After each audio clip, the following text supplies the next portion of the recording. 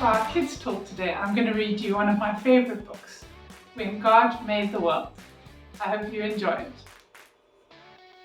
When God Made the World by Matthew Paul Turner. In the very beginning, before anything was, before God started doing what it is God does, when all that existed was wide open space, God imagined a universe and began to create. God hung trillions of lights, stars big and stars bright. God turned the dark sky into a glorious sight.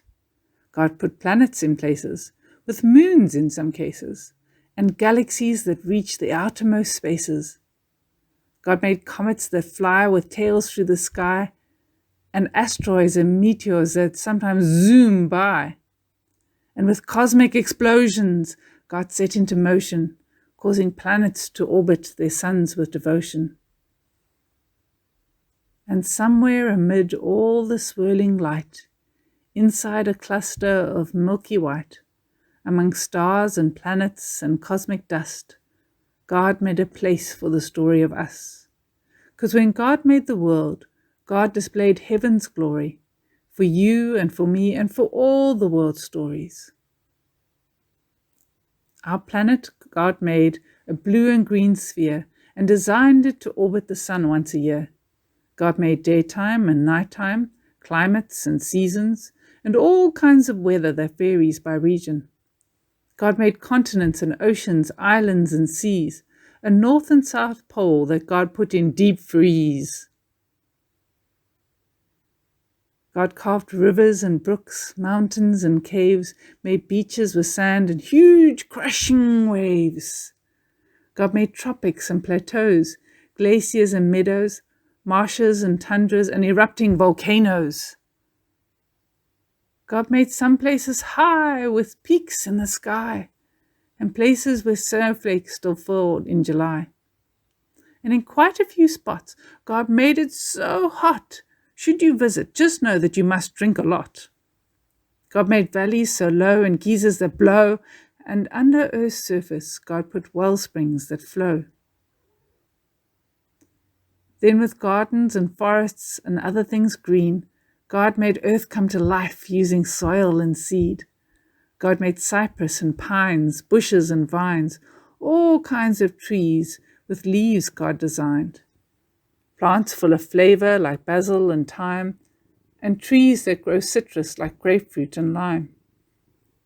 God made flowering plants and plants that enchant. While most you can touch, God made some that you can't.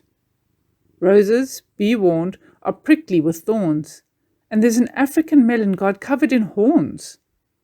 And poison ivy's backlash, giving you a rash. Wherever it touches, you'll itch and you'll scratch.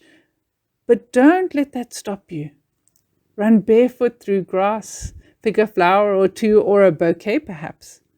Find a tree you can climb, or with a seat and some twine, build your very own swing or a backyard zip line.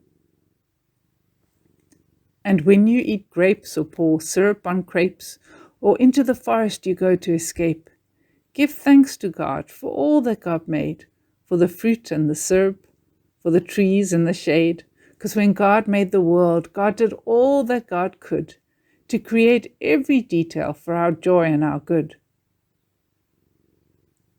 Now what happened next is a mystery at best. God made a bird, and that bird made a nest. So God filled the sky, perhaps over time, with birds and more birds, and most learned how to fly. God made bluebirds and blackbirds, big birds and small birds.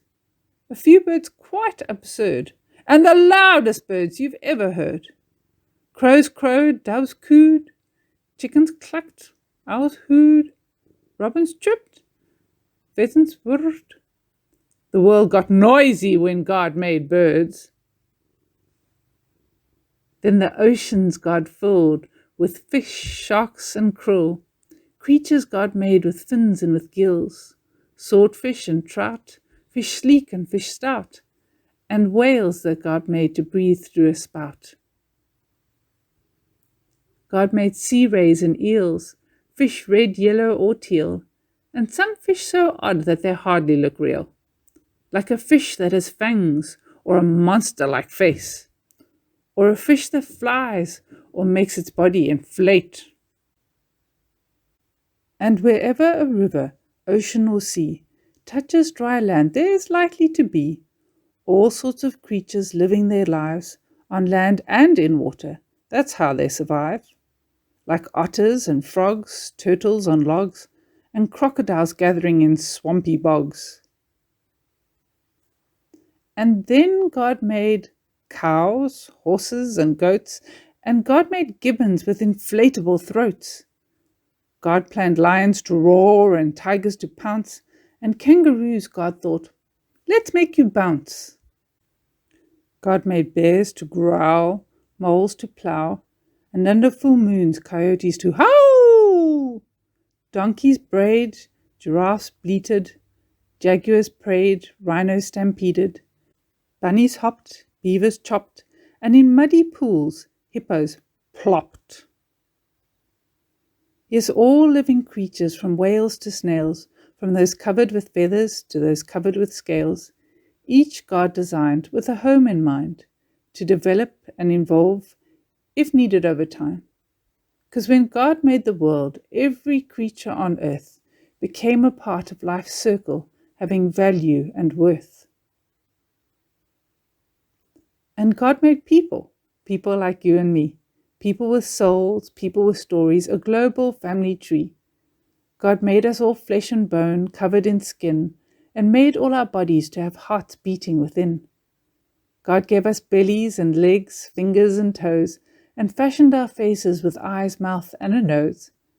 God made our bodies uniquely equipped for walking and talking, to eat and to skip. God wired our brains to feel love and feel pain, to process and learn, to read and retain. But despite all we share, we're also unique. God made us all human with just a few tweaks. Each of our faces, bodies and traits, our skin tones, our features, God did create. God made some people shy, and some people loud, and some who thrive in the midst of a crowd. Some make music, and some like math, and some are prone to blaze their own path. But always remember, because this much is true, God had a purpose for making you, you. So use every gift, every talent or shtick. Make the world better with your God-given trick. Bring smiles to faces. Show love and good graces to those who need hope in all different places. Discover a star, a planet or moon, or help keep a forest from dying too soon. Save a whale, hug a tree, protect every bee. Recycle, repurpose, reject apathy. 'Cause all of creation whispers God's story. The mountain, the ocean, the blue morning glory, the raindrops, the sunshine, the grapes on the grapevine. With nature, God gives us a glimpse of divine. And just like a star might showcase God's light, or a waterfall give us a sign of God's might, the same could be said of me and of you. How we live, how we love, tells God's story too. Because when God made the world and the world started spinning, the story God wrote was just a beginning.